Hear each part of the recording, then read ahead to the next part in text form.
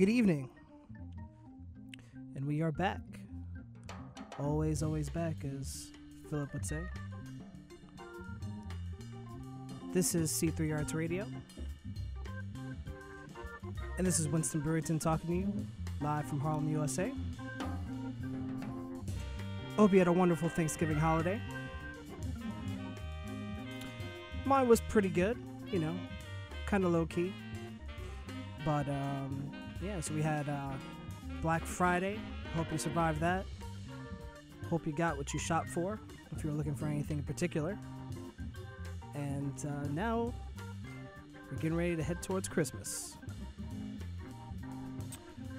So let's get started. Today is November 28th. Another beautiful Tuesday here in New York City. A little chilly, but seasonable. And feels great outside. And it's great to be back. So let's just talk a little bit about a few things coming up at Aaron Davis Hall, because that's what we do here. One thing to look out for is Void of Death. It's a solo exhibition of paintings by Atlanta-based artist Julio Mejia, curated by Susan Luss. Now this will be up until November 28th, so hurry up if you haven't seen it yet. Time is running short, so go check that out. Gallery's open Monday through Friday, 8 a.m. to 8 p.m. So go check that out if you haven't seen it yet. Time is running short. Something else you should be aware of. There's a special holiday celebration happening, and it's by Batoto Yetu. And that'll be taking place Saturday, December 9th, 2017 at 3 p.m. at the illustrious Aaron Davis Hall in the Marian Anderson Theater. Of course, get your tickets where tickets are sold. They will be going fast. People are in the spirit. People are getting ready for the holiday, so make sure you go check that out.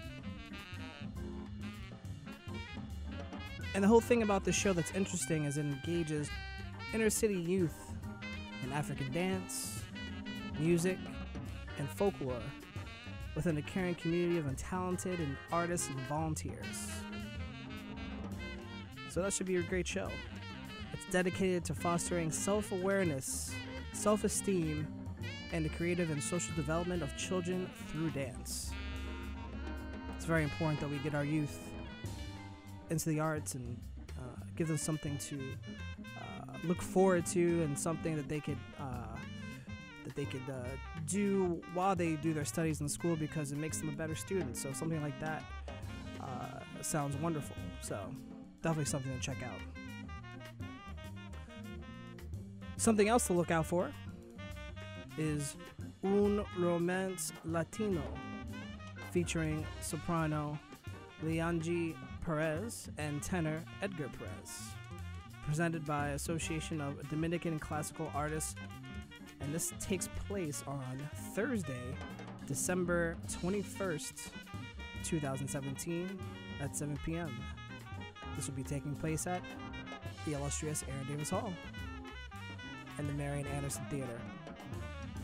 This concert is the second in a series aimed to celebrate the traditions of annual concerts by the Association of Dominican Classical Artists, initiated in 1980, with the participation of Dominican and other Latino soloists, with orchestral accompaniment by classical music.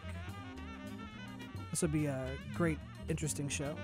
It's a celebration of famous boleros written by Latin American composers, featuring Puerto Rican soprano Perez and Dominican tenor Edgar Perez. So, should be a great show. Please do check that out. Get your tickets ASAP, because they will be going fast. Another thing I would mention here at WHCR is it's Giving Tuesday. You had your Black Friday, had your Cyber Monday, and now it's time for Giving Tuesday. Giving Tuesday is just a time where we ask you, our listeners, to support us and to keep providing the information and entertainment that we bring every single week. We are a non-for-profit, so any sort of donation would help. For more information on how you can give and how to support your favorite programs here, go to WHCR.org. That's WHCR.org if you would like to give. Okay? So as we transition, we're going to take a quick musical break. And then we'll be back with a special word from my man Philip. So stay tuned. C3Arts Radio.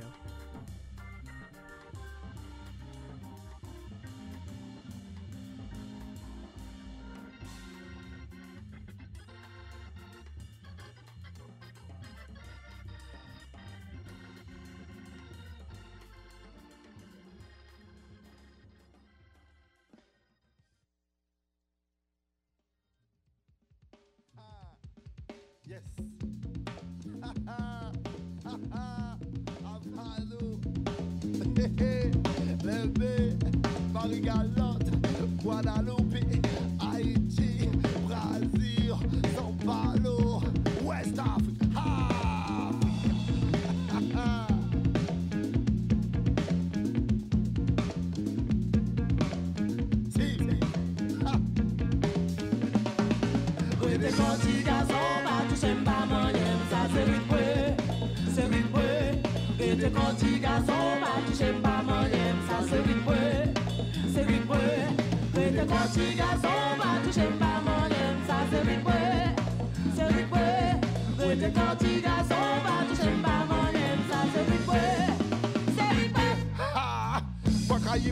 Faut pas tromper, même chercher qu'on est.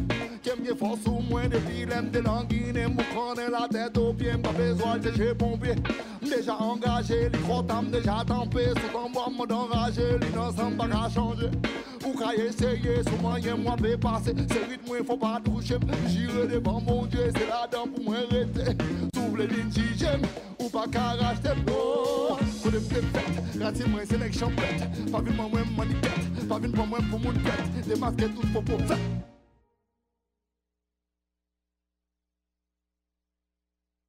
E aí, tudo bom? Beleza, filme total, São Paulo, Brasília, Luiz. Ha!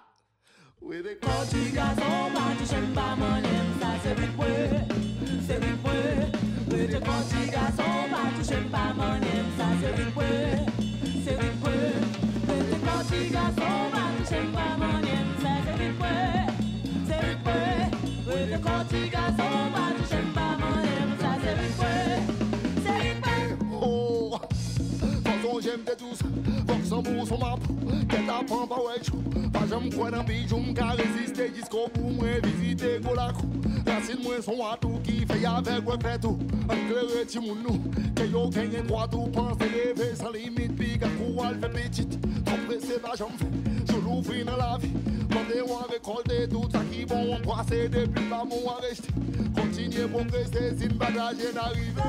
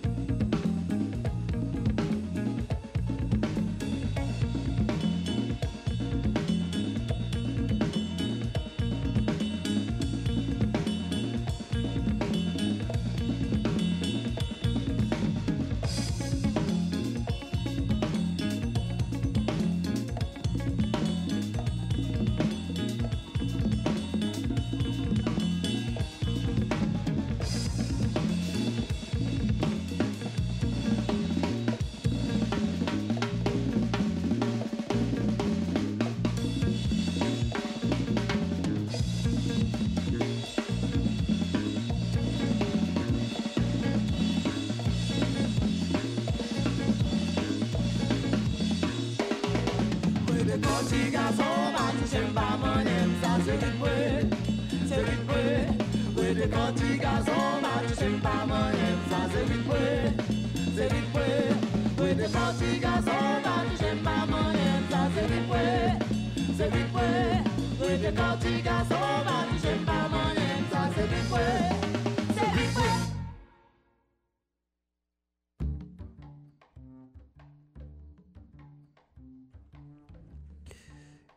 And we are back. Always, always back. And the man who coined the phrase is here with us. Philip. Philip, are you there? Hey, what's going on? What's going on? C3Arts Radio family, how are you? Oh, man, we're doing good here. We miss you here in New York, but we know you got important stuff going on over there. So, man, what are you up to?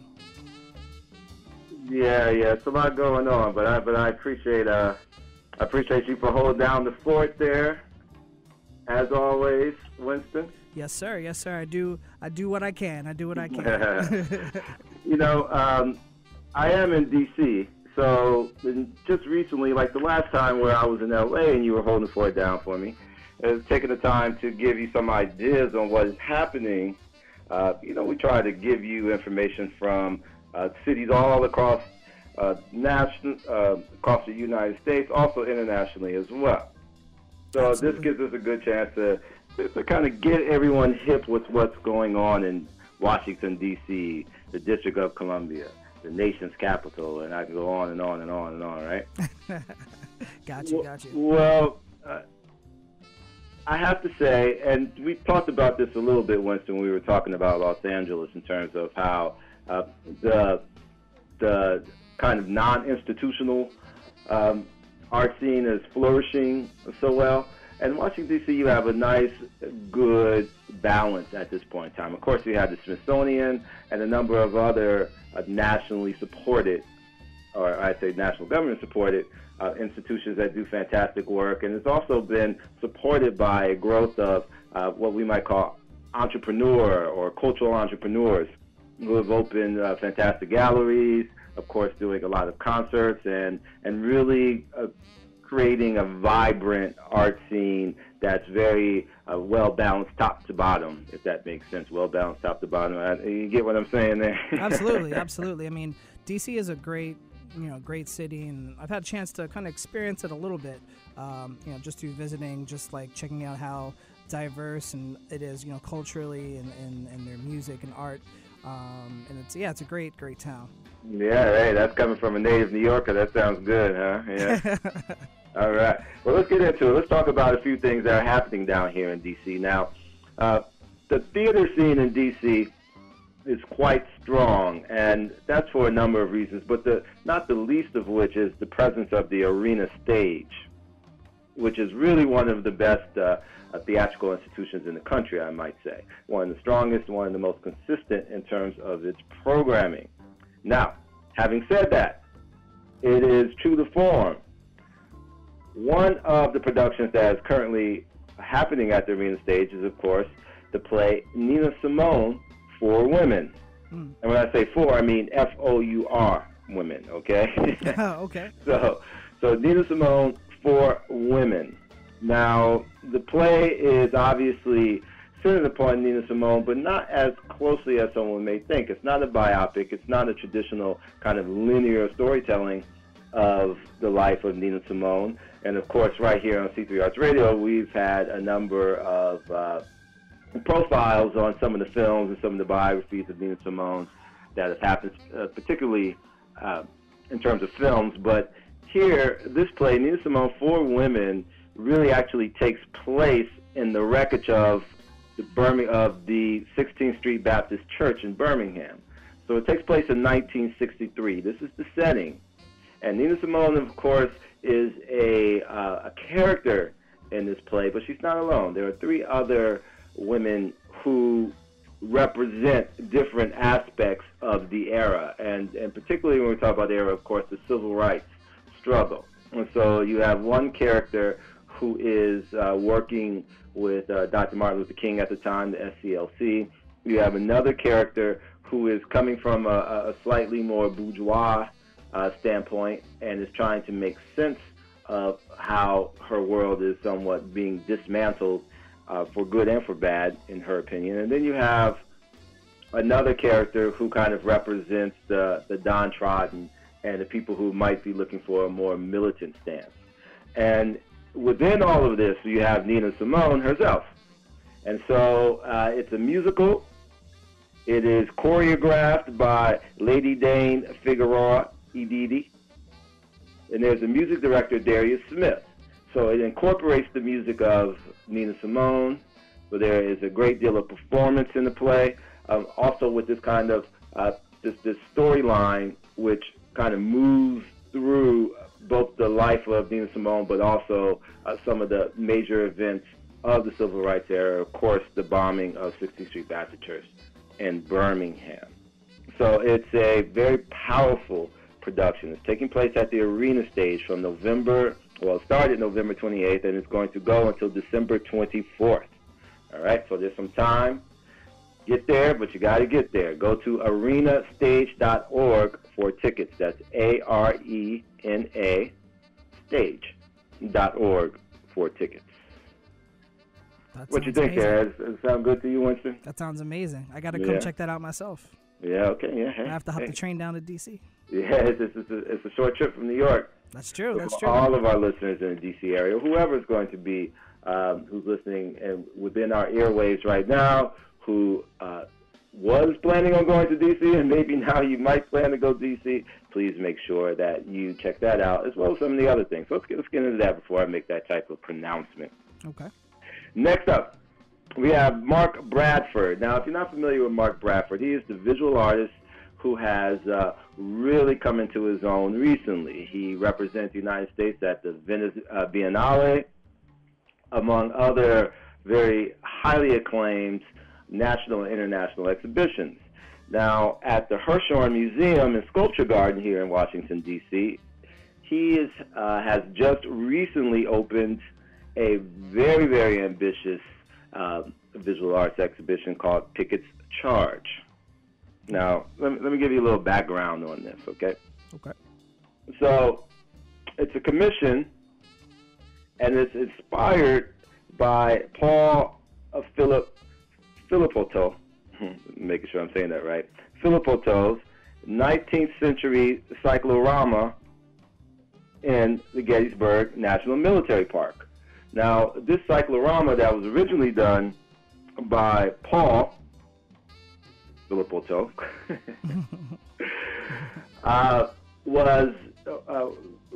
was inspired by the final push of the Civil War. So the final push in the Gettysburg War, the Gettysburg Battle, I should say, which led to the end of the Civil War.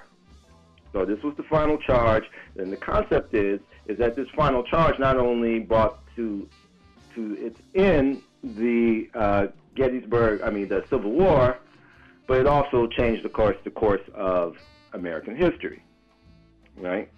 So what Mark Bradford has done is he has kind of interpolated this tribute, this cyclorama, in a way that makes us think about how we interpret history.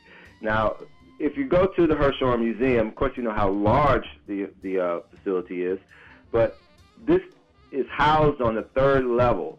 So there are 8 pieces which give you a 360-degree or a line 360-degree around the entire third floor of the Hirshhorn.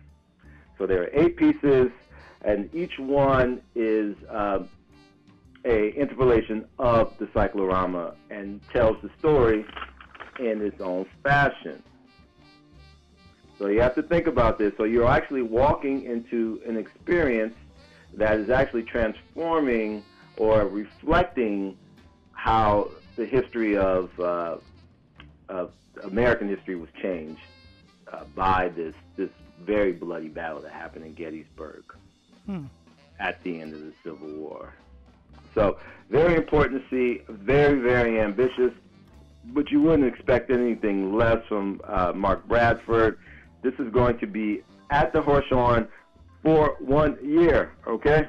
we're getting you in here early, okay? So it's November 12th, 2008. It will be up until, but you got to get down there to see it. So that's Mark Bradford, tickets charged at the Hirshhorn Museum. You go to hirshhorn.org to check that out. All right, okay. Man, that sounds good. We got some more, Winston. Stick with me, okay? Oh, yeah, I'm here with you, man. I'm here You with here? you. Okay, all right, great. Now, Jackson Pollock. Of course, everybody knows Jackson Pollock, right? He's one of the great American artists, the 1950s, really kind of solidified homegrown American art and the consciousness and the global consciousness in a sense. He was one of these people who were given credit for doing this. Well, in the early 1940s, he was commissioned to do a painting for Peggy Guggenheim. And what he came up with was a painting that he called Mural. And he finished it in 1943. And it's his largest work. It's over 20 feet long. Okay? You can imagine. It's pretty big. Yeah. Of course, Peggy Guggenheim had that kind of money. She could commission it and have it where she needed to have it. But it's a very, very large-scale painting. And it's very significant because it represented a turn in his style and really kind of brought to light the kind of later stages of Pollock's work that people have become so familiar with. Well, this painting is now showing at the National Gallery of Art in the East Building on the upper level. It's on loan from the University of Iowa Museum of Art. Okay?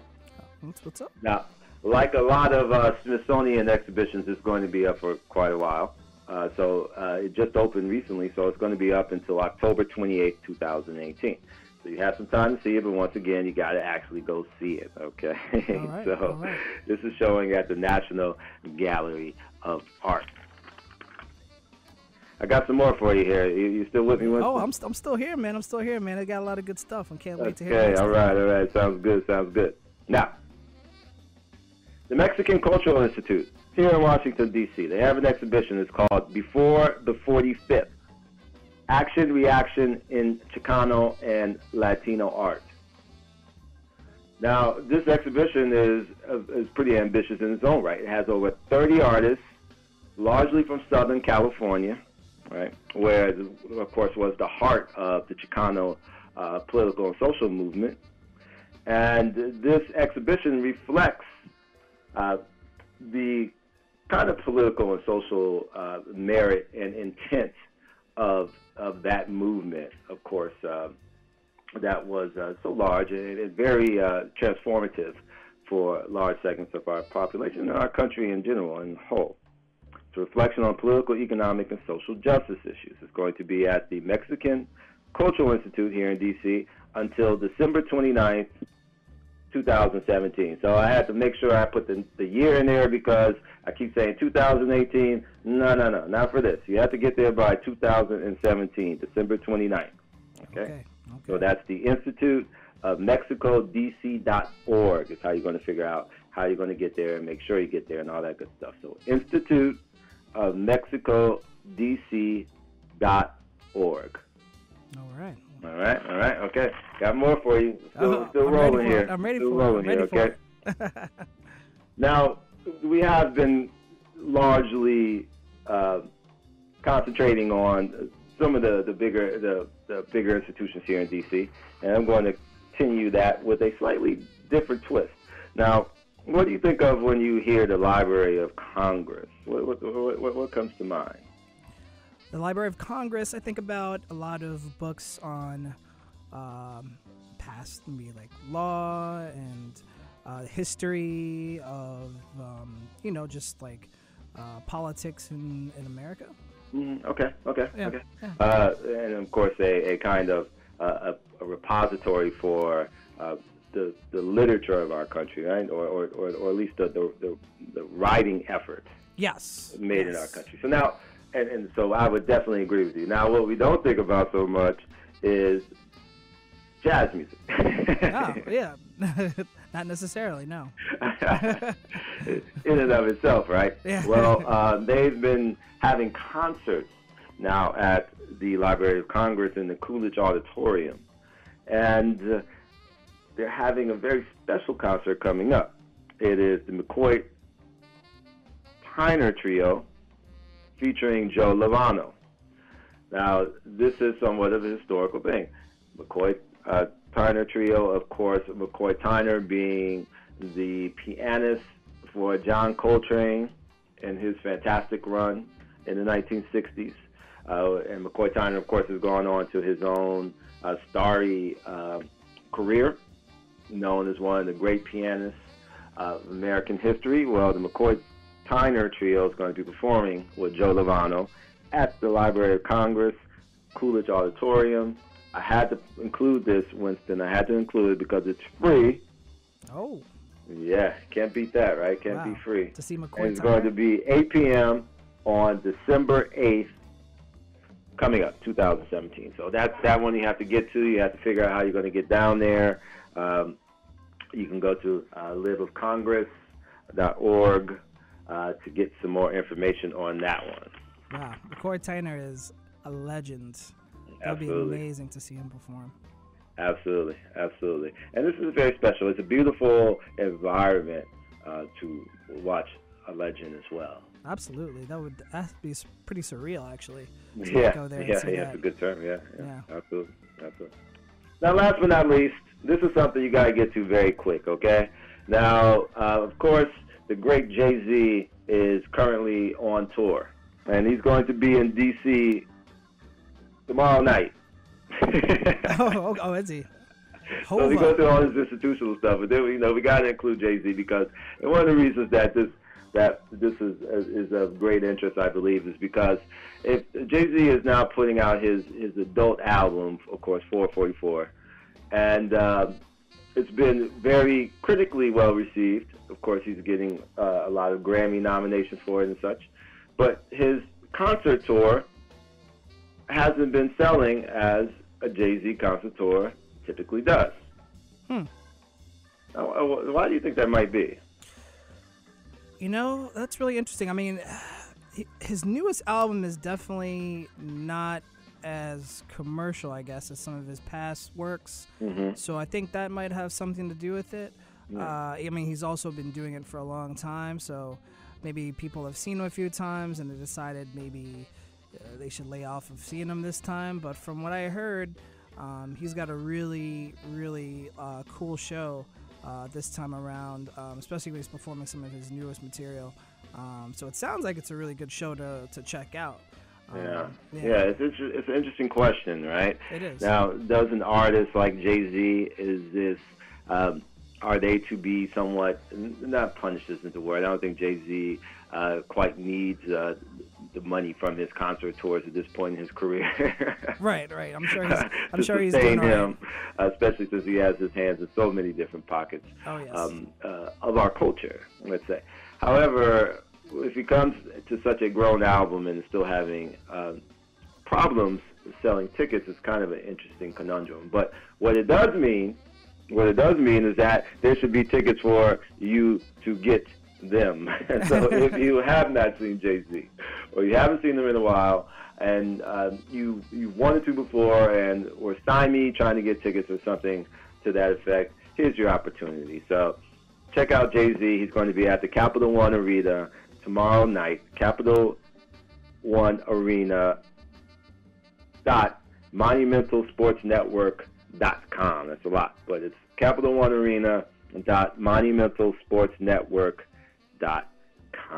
Man, so much going on in DC these days. Oh, that's just a fraction, I should say. Wow. That's just a fraction. There's a lot more, but that's something that I thought I'd bring your attention to. That's what we do here at C3Arts Radio, and there you have it. What's happening in the DC arts world, let's say. That's awesome. Thank you so much for keeping us in the loop on what's happening in DC. Absolutely. As always. All right. So we'll take another quick music break, and we'll be back with more C3 Arts Radio. Sounds good.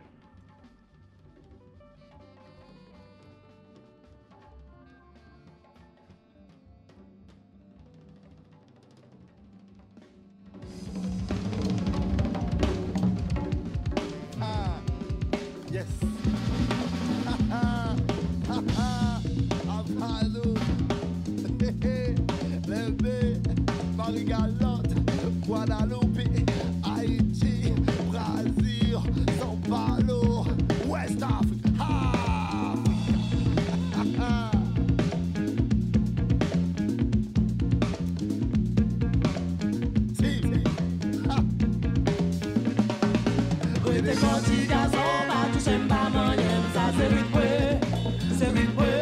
Wete konti gason pa touche mpa manyem, sa se ripwe, se ripwe. Wete konti gason pa touche mpa manyem, sa se ripwe, se ripwe. Wete konti gason pa touche mpa manyem, sa se ripwe, se ripwe. Ha! Bakayi mam soti faut pas tromper ou. Men chercher qu'on est. Qu'aime bien force ou moins de films de languine. Mou connaît la tête au pied. Pas besoin de chercher pompier. Déjà engagé, les crottams déjà tempés. Sous en bois m'ont enragé. L'innocent pas qu'à changer. Ou qu'à essayer, sous moyen moi peut passer. C'est rythme, il faut pas toucher. J'irai devant mon Dieu, c'est la dent pour moi arrêter. S'ouvre les lignes si j'aime. Ou pas qu'à racheter. Oh, coup de fête. Gratis moi sélection bête. Pas vu moi manipette. Pas vu pour moi pour mon tête. Les masques tous pour faire.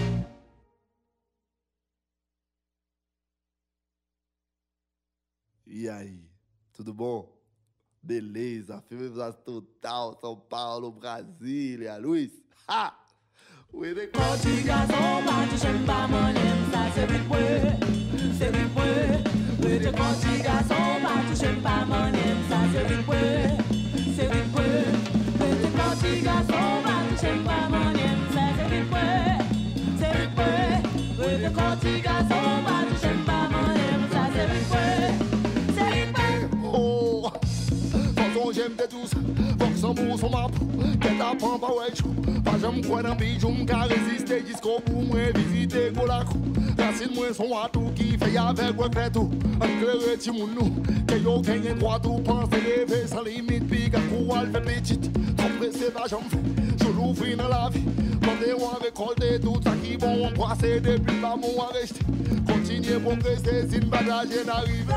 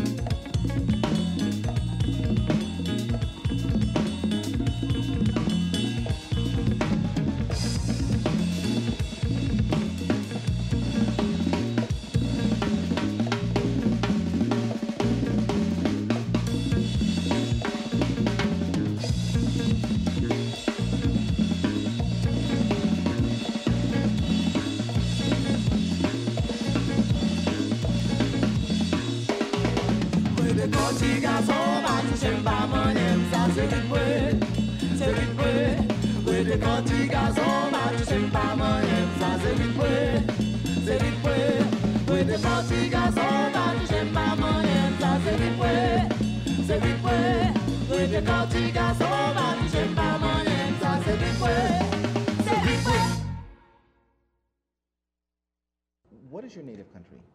I am from Ghana.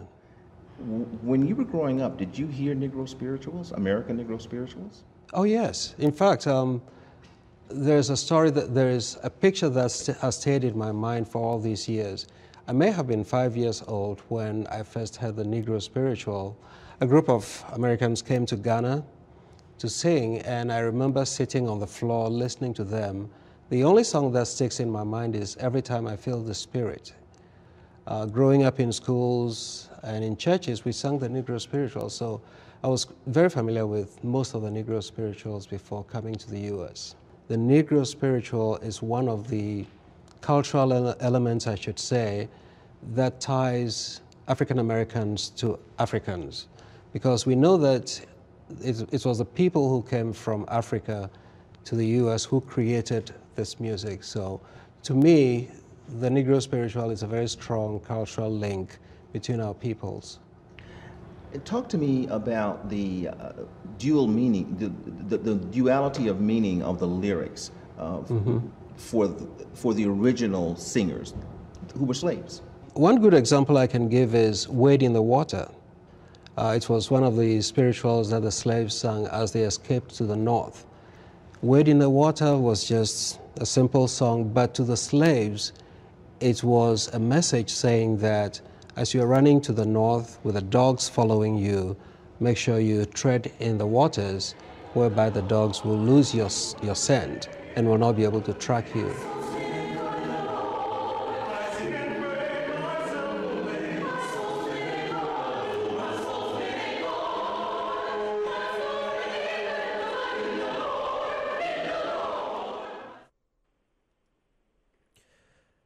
And that was a clip from CBS Evening News talking about the Fisk Jubilee Choir. Philip, I know you have a special connection to someone. Yeah, it's a fantastic story, very powerful story. The Fisk Jubilee Singers. When we think about and we talk about the history of the spiritual, or the kind of quantification of what a spiritual is, or the kind of let's say structuring of it for audiences around the world, we think of the Fisk Jubilee Singers, and that was Dr. Paul Kwame, and he is or has been the Fisk University Jubilee Choir Director for some time now. So what he is talking about is his own association and introduction to what has historically been called the Negro spiritual.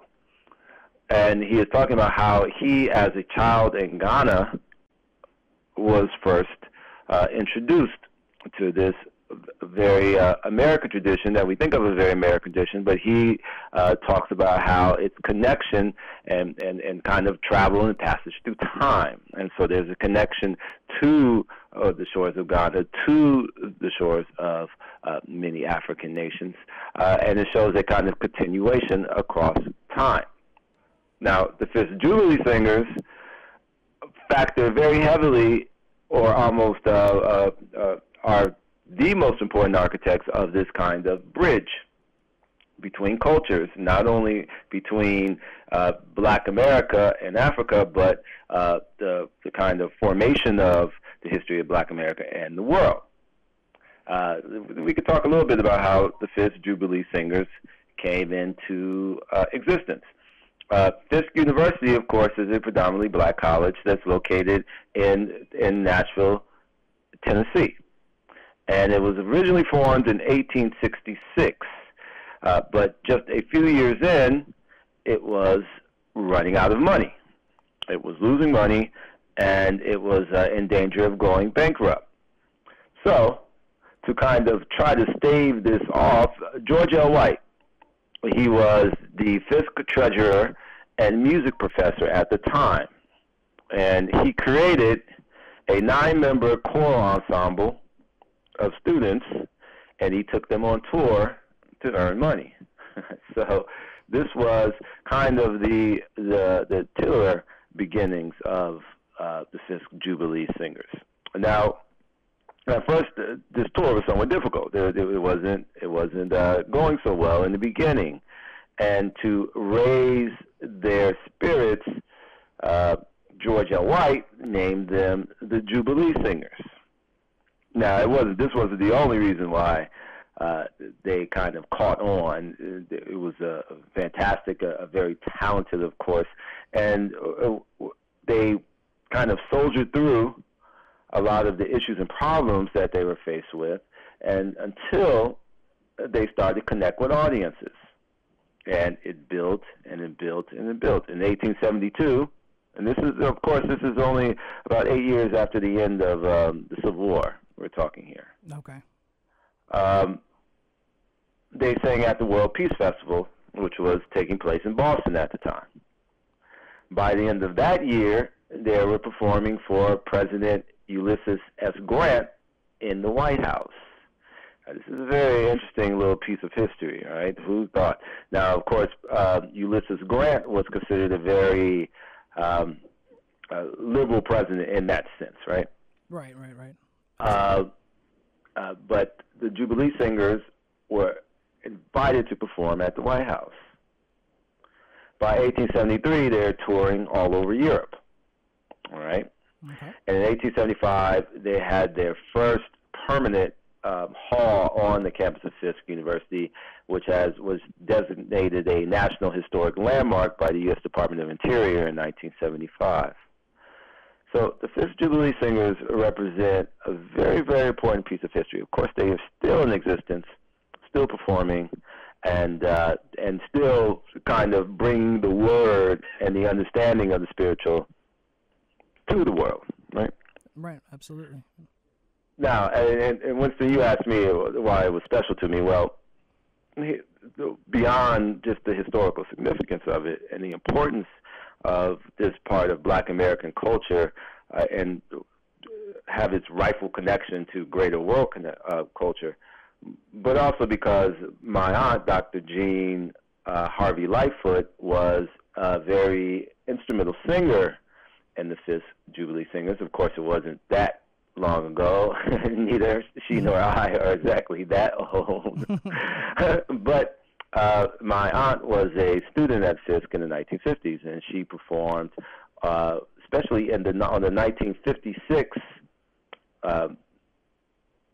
version of the Fisk Jubilee Singers, that went on a 9-city European tour that has become quite famous. They did 66 concerts in 56 days in 1956.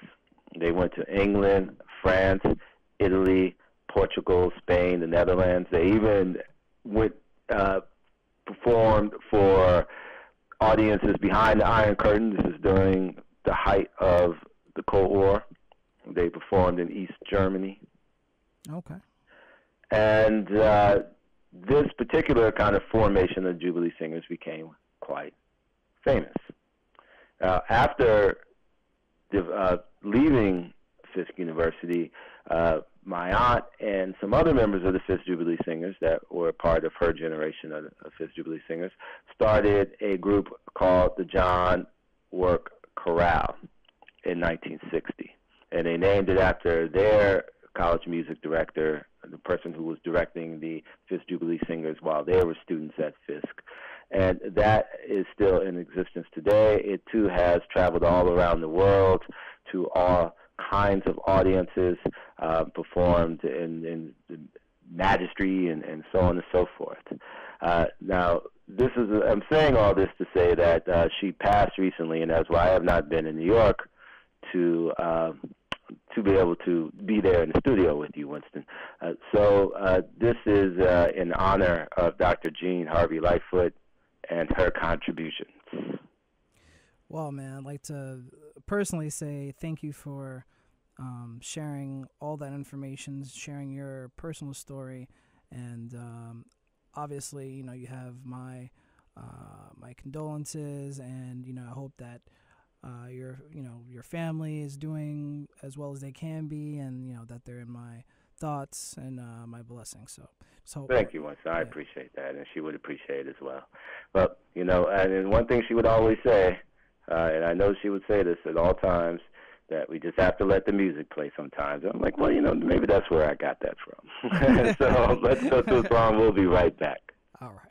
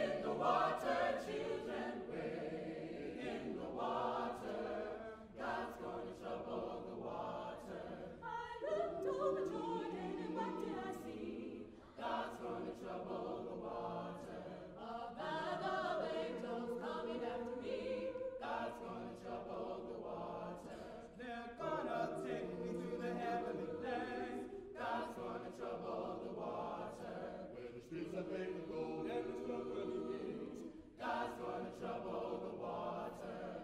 Wade in the water.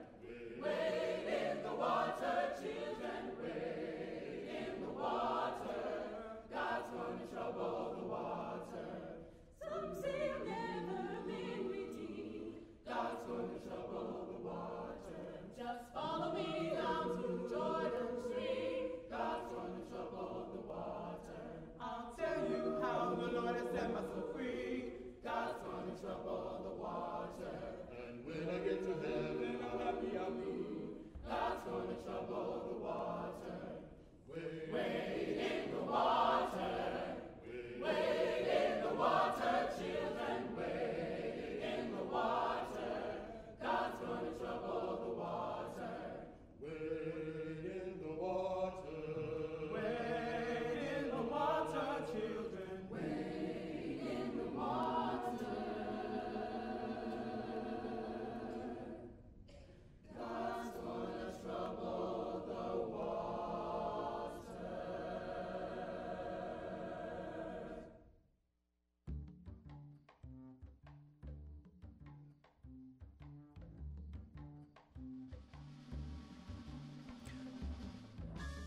C3Arts Radio. We have just a few minutes left, but I just wanted to say thank you again to Mr. Philip Harvey, my partner, calling in from DC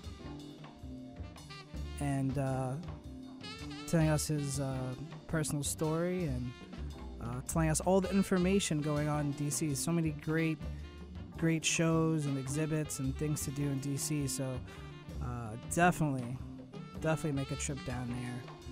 It'll definitely be worth it. I just also wanted to close out with a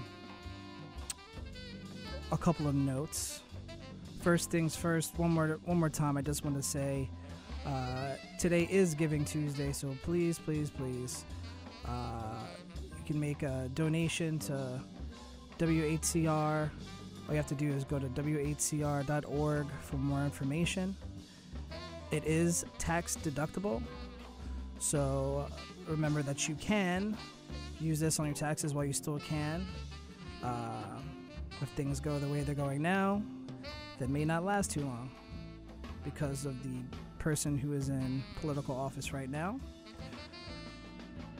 So do it while you can, and you'll be helping out a good cause, so we can bring you the programming and the information and the music and the entertainment and everything that we've been bringing you for so many years. So please donate if you have the means. We really appreciate it. On that note, I'd just like to say thank you for listening. It's been a pleasure, as it always is. You can find us on Instagram. You can find us on Twitter. You can find us at our beautiful, beautiful website, the best website in the world. You know where to go. That's C3Arts Radio, at C3Arts Radio. So just search for it, you'll find us. And we'll be back next week, as we always are. Take care of yourself, take care of each other. Let's keep the arts alive. C3Arts Radio.